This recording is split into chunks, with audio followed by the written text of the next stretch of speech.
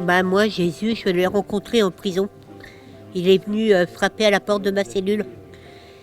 Et puis après, ça s'est fait tout doucement. Brigitte est arrivée en Terre Sainte de la France.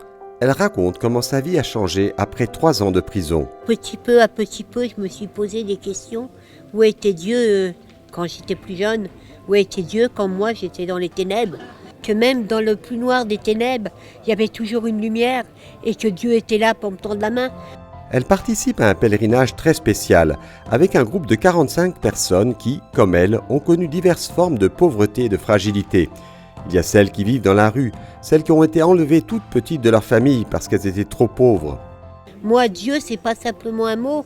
Pour moi, Dieu, c'est un copain. Pour moi, ce pèlerinage, ça veut dire que ça va m'aider à faire tomber tous les murs qui sont autour de moi, ou les murs qu'on a dans nous.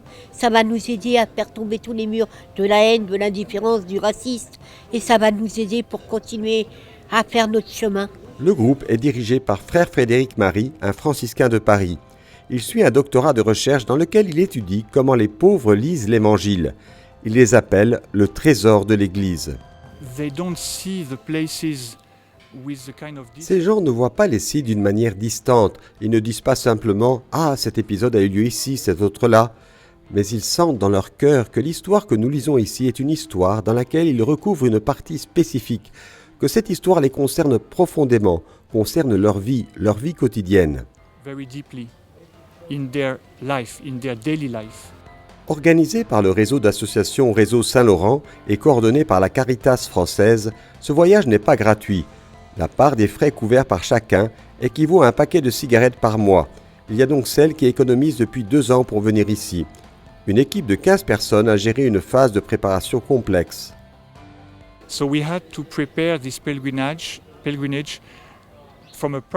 Nous avons dû préparer ce pèlerinage d'un point de vue très pratique. Par exemple, il est très difficile pour des personnes qui vivent dans la rue et qui n'ont jamais pris l'avion de se rendre à la porte d'embarquement, de voir les soldats. Elles le perçoivent comme une grande agression. Pour cela, nous avons dû les préparer. Nous allons rencontrer les soldats, nous leur avons dit, des gens qui vont vous contrôler, qui vont toucher votre corps. Nous allons passer les contrôles de sécurité. Nous avons dû leur expliquer toutes ces choses pour qu'ils n'aient pas peur. Cela a pris du temps, beaucoup de temps.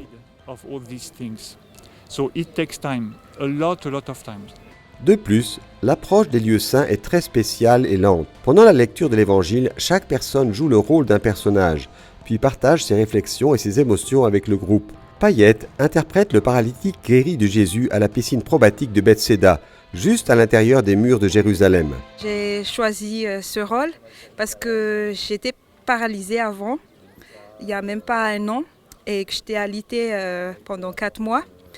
Et donc, je